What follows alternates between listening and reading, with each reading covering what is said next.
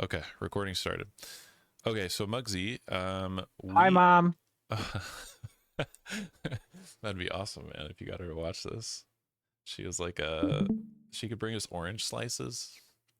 All right, so uh Watermelon. Muggsy, that is good, I'm allergic to is watermelon. quite different on mythic as opposed to normal. So let's just go over really quick what some of these changes are. I'll put it here on the screen from Discord. Um, I just worked on this today. Wow, I have no idea what Windows 11 is doing. Okay, here we go. So Mythic changes, right? As far as swapping from side to side, you may not be aware of this even from Heroic, but on Mythic, you need every single player, like all 20, to swap to one side for the boss to actually swap. So what ends up working out is what you'll do is you'll assign like one or maybe two players to be the control, and so the raid goes early to the side, and then the control person milks it and moves over at like 98, 99 energy just to get the movement over. Um, the ads are much the same as they are on Heroic as far as how they spawn, where they spawn, how many. However, they do have a 99% DR until they're hit by a frontal. So they can't be killed until they're frontaled. So there are certain points in the fight where we will frontal them. Popping mines does a lot more damage. So yeah, 33.5 mil physical damage and 6.5 mil fire damage to whoever's popping them. And so what this works out to be is like pretty much only tanks or immunities can pop them. So they'll be on an assignment. We'll probably actually have Avalard super involved with this since we don't Yay. have a prot paladin. Our resident paladin's going to be helping out with this a lot. By the way, this fight, arguably, a lot of guilds are saying is the hardest in the instance. And it's probably about right. So I'm excited about that. I can't wait for us to be able to sink our teeth into this. And like basically once we get our teeth sunk into this fight, we are like almost all the way to CE. Like we're basically on the backside here, so that's really cool. The other changes, so mines and jails. So every time he casts mines or every time he casts jails, the number of that mechanic increases by 1. I believe it starts at 4 mines and increases from there, starts at 2 jails and increases from there. So there is some ramping complexity as far as that goes. The goons, the ads in the jails where we were doing really well dodging frontals, those enrage. If they do enrage from the boss position, it's a similar way that they enrage on Heroic. They also get a 99% DR. They just can't be killed. Like on Heroic, you could kind of figure it out, and maybe somebody would die or whatever, and then you just kill them. But on Mythic, if they ever enrage, it's just a wipe. Also on Mythic, notice this long list, man. This is like a lot of Mythic changes. The Frost Boots, or the slip and slide portion of the debuff, lasts forever. So you have to dip into the fire to remove it. So placement of the soak, the fire soak, where we have the immunities soak it first, and then that sort of thing. We'll need to know where that is and then dip into that if you're eligible for Frost Boots. And we'll go over that in a bit. And then the other mythic change is in the intermission. There is a slow turning cutter beam that splits half of the room. It just goes right down the middle and bisects this heart. By the way, the room is an upside down heart. If you haven't paid attention to that, that's kind of cool. And yeah, and then it just slowly starts turning in a anti-clockwise fashion. So you can just imagine that. So yeah, that's that. Anybody have any comments or questions about that? There are some VODs on here. It's just the usual weak auras that are required.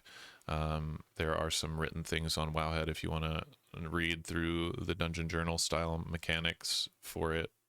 just to refresh yourself. That'll be right there. So this is a one-stop shop for you. I'm going to be putting up diagrams. I have some, like you can see it here, but I was just working on it today. I don't have it quite ready to put up yet. So stay tuned for diagrams.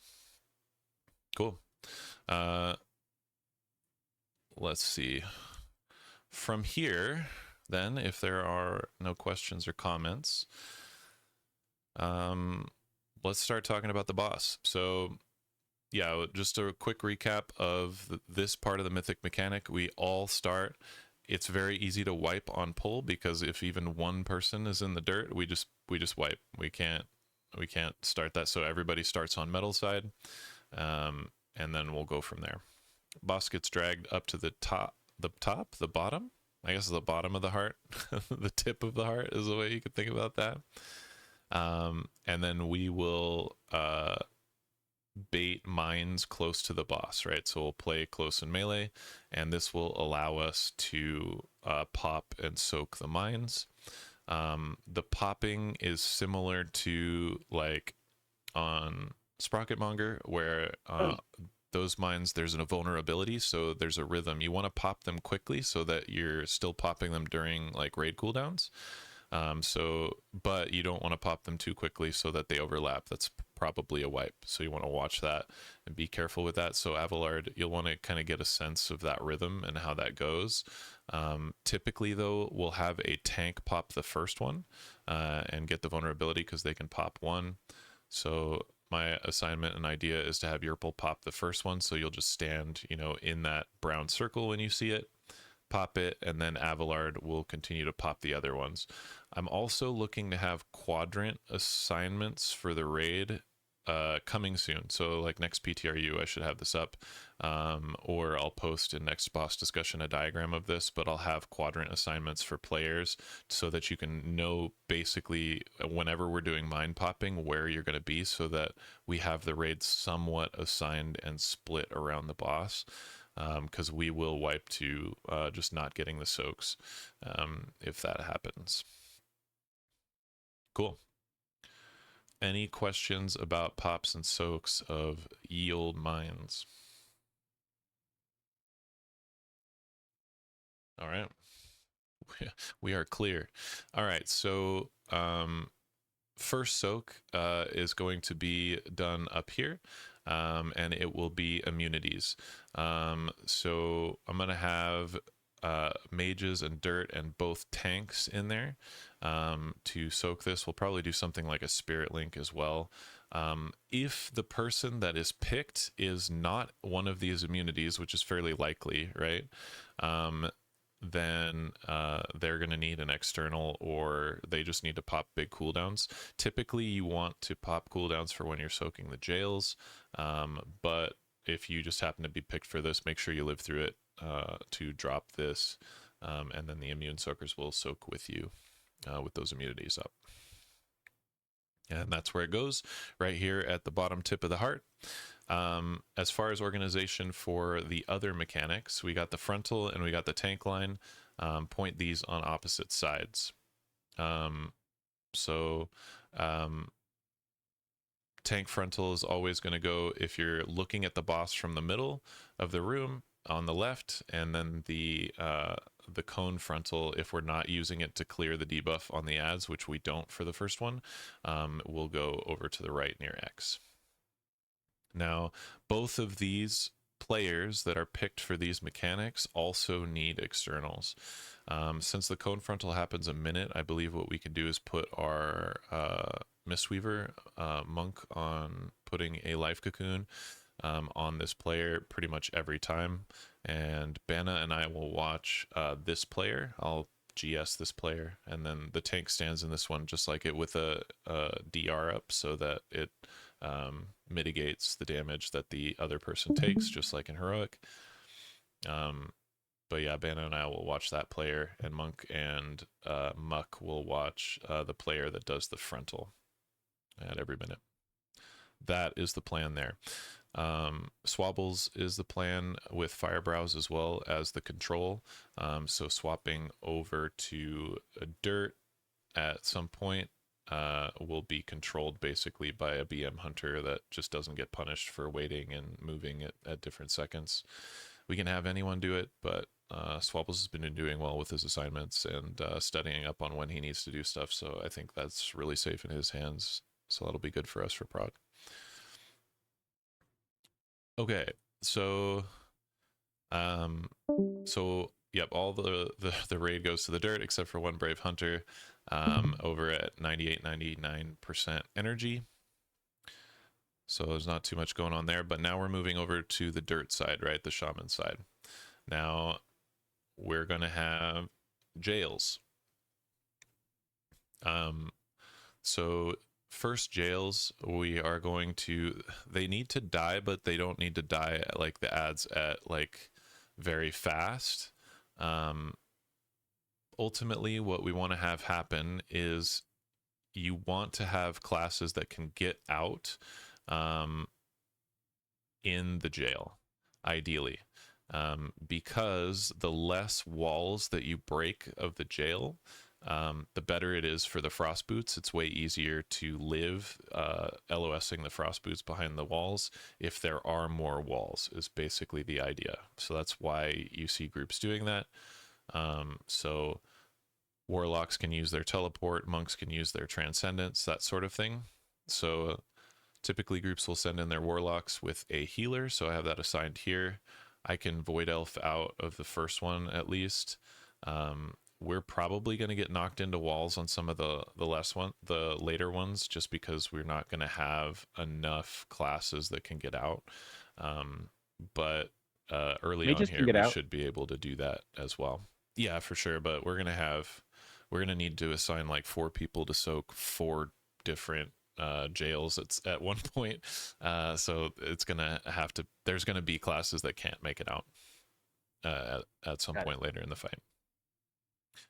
I don't know this. I may actually send Muck into this one if the kick becomes a problem. I need to study up on this, so Muck might take my place if there's a second kick that we have to get. So our goal here, since Frost Boots is coming up, so Kalidai and Void, is to kill this ad right after the Frost Boots picks, because you aren't eligible for Frost Boots while you're in the jail. But as soon as you leave, you are eligible, and you can just teleport out, and then if you're picked, then you're not near the fire. It gets dirty really fast. Yeah, then that's what this says right here, right? After the frost boots are cast, then touch of death and port out. You don't want to get knocked. You want to port out of there. And there's a lot of classes that can get out. I don't know how you do it, Vex, and I don't know if you've tried, but DH can get over the wall with a double jump somehow. I think it's like double jump and then vengeful retreat the other way, and you can get out if you do it just right. So that's something to just be aware of, that you might be able to practice or do. I want to get out of that. Yep. Yeah, everybody does that can. Okay. If you're assigned to be in there, you'll definitely want to do it.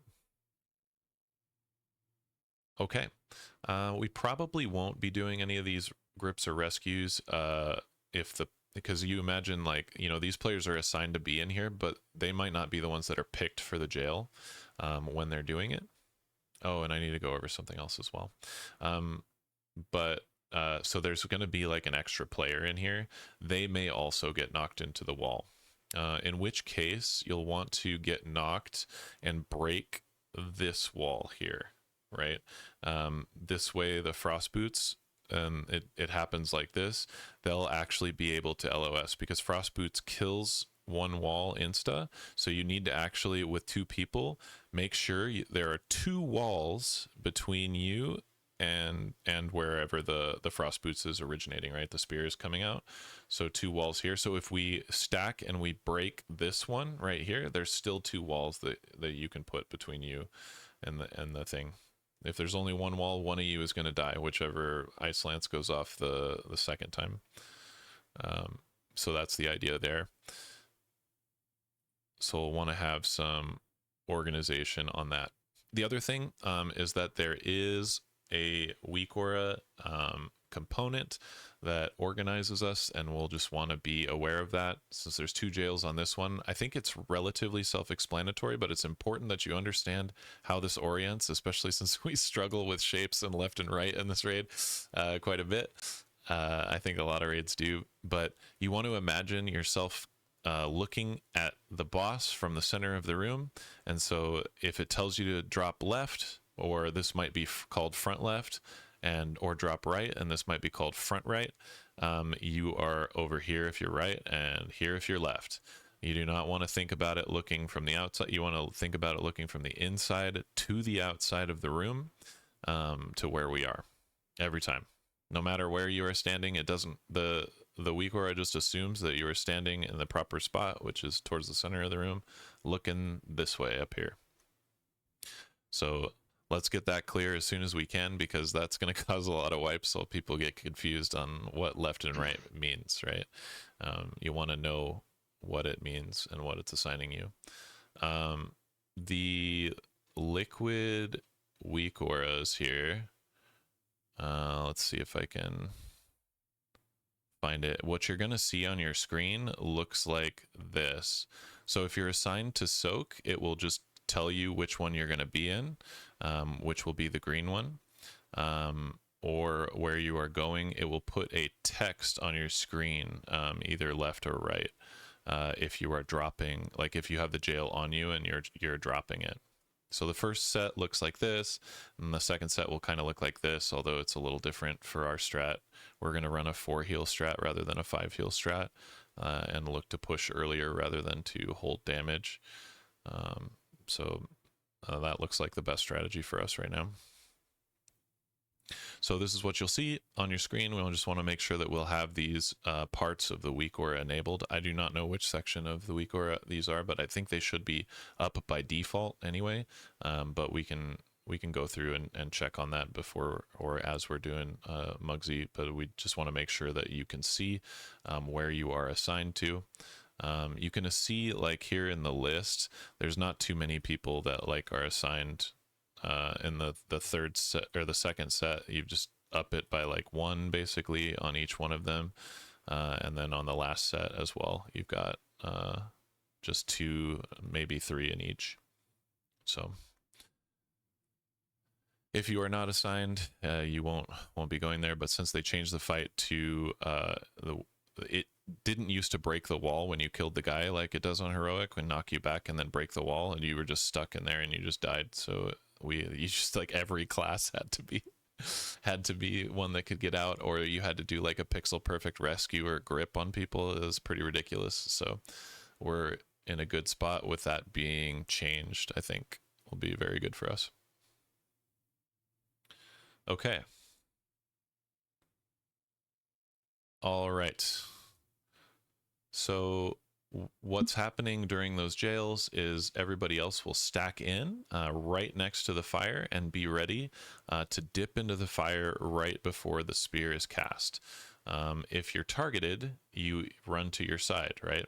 So it will tell you that you're going to get assigned. There needs to be 2 on each side, right? So you're going to be assigned either left or right. And 4 people will be picked with frost boots, so it'll be 2 and 2.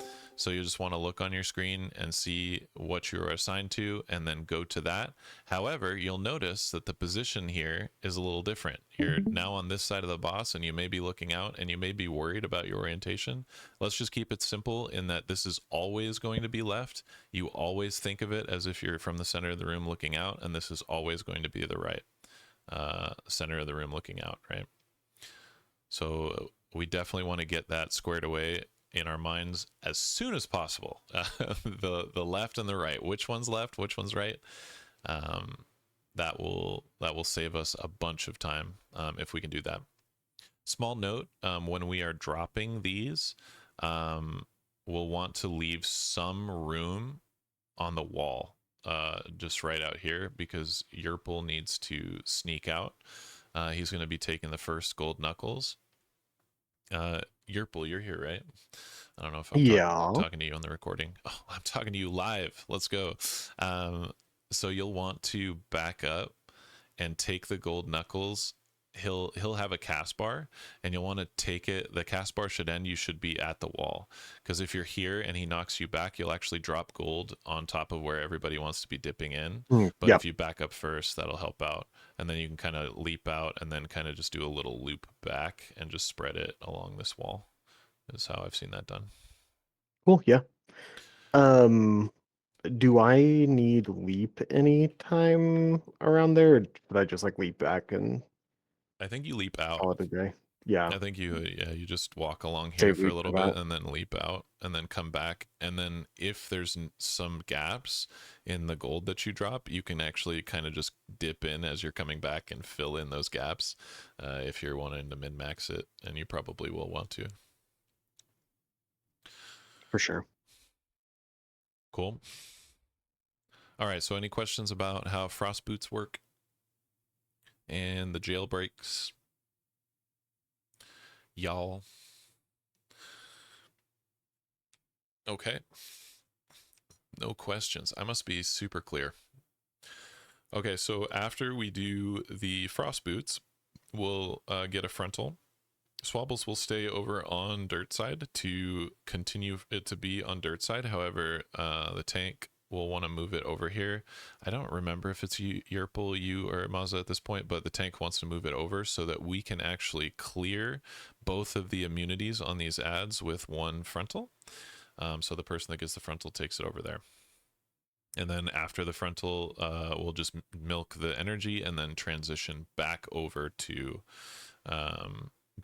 metal side. We only transition, by the way, it's just so you can organize this in your head. We only do each side twice. So we're coming back to metal. I'm discussing going back to metal already, and this is the last time we will be on metal for the entirety of the fight. We push into the second phase at 4 minutes. Like to the last phase at 4 minutes into the fight, so it goes pretty quick, and the whole fight should be about 6.5 minutes long. So yeah, we're already almost all the way through at this point. Okay, so then we'll kill the ads here, and then once this ad is dead, then we will drag the boss down and kill this ad, and then we'll do mines here. On these mines, I might actually remove Mazza from this list and just keep it simple, and have Yerpul just do the first pop.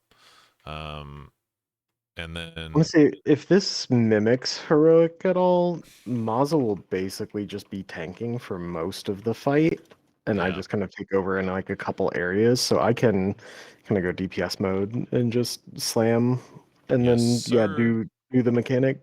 Cool.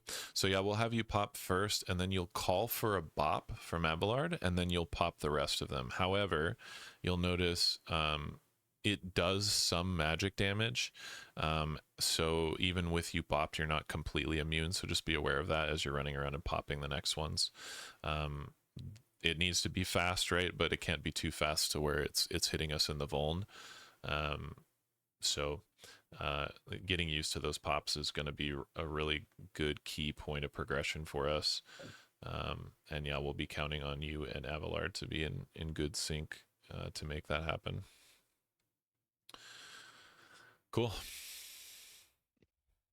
So that's the plan there with the pops. Once we move down here, we are almost done on metal side. We will put a group soak, and this one is where it starts to get a little bit weird. We put the group soak in the middle of the room, and this is actually for the last phase, because we do get frost boots in the last phase, and we need this for later. So it'll make this phase a little bit more awkward. However, it is definitely the right way to go. So we will drop this.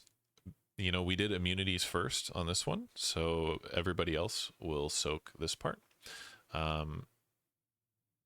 You can, you know, soak it if you need to or whatever on the dirt side. It doesn't matter, because we'll have Swabbles pretty much always staying on the side we want to stay on, so it's controlled. So even if 19 other people move over to dirt, it's not going to transition, so you're good. Remember, the cone frontal goes right and the tank mechanic goes left always as you're looking at the boss from the middle. So it rotates a little bit from here. Where was that? It's here. So it's here to here. 4 to 11. So basically it's the same idea. We're just flipped mirrored, right? Because we crossed the middle of the room. So that guy gets life cocoon, that happens, and then we'll play over to the dirt side, where we will do 3 jails here. And so this is where it starts to get a little wild. I'm not completely sold on this, but yeah, boss should be... We'll see. I might have to reorganize this a little bit, so stay tuned for this. But this is just my initial thoughts when I was mocking it up today. Typically there is fire here for this one, and then there are 2 on the left of the boss and 1 on the right. But because we're pushing earlier, we actually need the fire not to be here and be in the middle. So it kind of changes our orientation. But you just want to drop these on the marks over here, and we'll just call this, this should be, yeah, okay, yeah, so this one would be like front left, back left, I don't know, so it's gonna, the weak aura is gonna say this in a way that is going to make it a little confusing for us, but we could also just get eyes on it and drop on the markers, and it doesn't matter that much as long as players know where they're going. So we may just orient ourselves to the markers on this one instead of left and right. Anyway, I'm just thinking out loud as we're going. Have fun, Yerple, on this one. This one's a little bit more straightforward. You can just run it along the wall and run back here. And then we are actually looking to push into phase 2 here very soon. So, you know, this will be a damage check eventually, but early on, just for Prague, don't worry about damage for, you know, like the first 30 pulls or so. We'll just make sure we're moving to the right spots, doing the right things, learning what's going on, and then we'll add damage back. We'll have plenty of damage to push it, but we'll definitely want to hit the boss all the time and cleave the adds off of the boss, so we're never really detargeting, is the way that this fight will go, which is going to be different from everything we've trained ourselves for One Arm Bandit. But yeah, it's just going to be a bit more of a race to get that push when we need it. Cool. So stay tuned. I may organize this in a little bit of a different way. I just need to think about it a bit more. So we will get frost boots here. So we'll want the group to go in here, and then LOS, right? So we'll definitely need some movement speed here and to be quick. So you already want to be here so you can clear your frost boots very quickly and then move to wherever it's assigning you to go, right? And it's from the middle of the room looking out.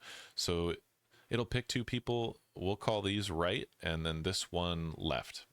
So 2 people will go over to this one and LOS back here, and 2 people can use 2 of these over here for the set.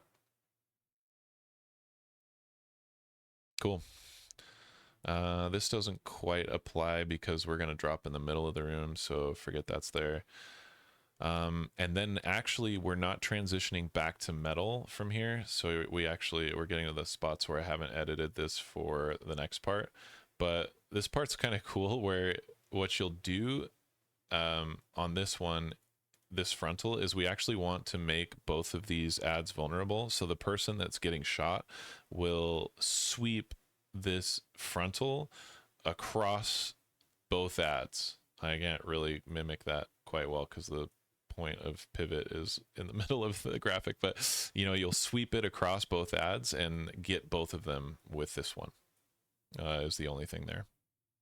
And then once you do that, that's pretty much it. We transition into phase 2 and the intermission with the cutter beam. And I don't think I want to go over that just yet because I've been going for about 30 minutes. So I want to end this shortly. But does anybody have any questions about what we went over so far? I think there's a lot to kind of wrap our heads around. But I hope that was somewhat clear. So frost boots have to go through 2 walls because there's 2 people with them, but they only have to go through 1 bomb, not 2 bombs, or 1 whatever those things are. Yeah, the bombs, that's a good question. You don't ever send them through bombs until the very end of the fight, like when the boss is dying. So I wouldn't worry about that just yet. But the early ones, yeah, you do 2 walls because it's one per, and you don't know whose frost spear is gonna. They go off in a staggered fashion, not at the same time. You don't know whose is gonna be first. So you, for safety, you put 2 between you and the original point. And I don't know if you called it. Did you say immunities do or don't work for the frost boots? They might, but you are assigned to use your immunity here, so yeah, that's okay. I wouldn't plan on it using it there when it's just, LOS and pretty simple. But I bet you could immune it, but I wouldn't. I don't think that's a good use of it. Got it. We just have 3 immunities, so if we're being assholes, we could skip around or screw around with things. Yeah, you can try. But yeah, I don't think it's a good plan. That's more of like an emergency backup scenario. I was trying to do the emergency backup scenario in advance. Sometimes I just wait till the raid happens and then test. But I was trying to avoid doing that. Yeah, I can do some research and get back to you if I can find the definite I was gonna try to answer test, to but I that. haven't had frost boots and heroic in literally like 6 or 7 weeks. It might Like, does it see just immune the damage and still like freeze you you. get frozen? Maybe it might be something like that, but we'll check. Okay. All right. Any other questions before I let you guys go? Yeah. All right. Well, How many pulls do you think we will get to kill it? It's taken most guilds up to this point like a little over 100. So I'll say like 90. I think we could do it 90. It's like 3 full nights of Prague. I think it puts it in kill range for us. I think we could do it. But yeah, this one, I have a lot. 12 pulls. Yeah. this one could 12. go. I know it kind of seems pretty simple, right? Just from like explaining it. I think from the top, there's not too much going on there, but there's got to be some reason why guilds taking 100 pulls on it plus, and some guilds 200 to 300 pulls. But that was back when it was tuned like crazy. Don't worry, we can set a new high score. Dude, I would love that. I would love to kill a boss in under That's expected not what he was amount of saying. pulls. That's not what he Yeah, meant for. no. let him think that. That's sweet of you. I was thinking golf rules high score. Okay. Yeah. All right.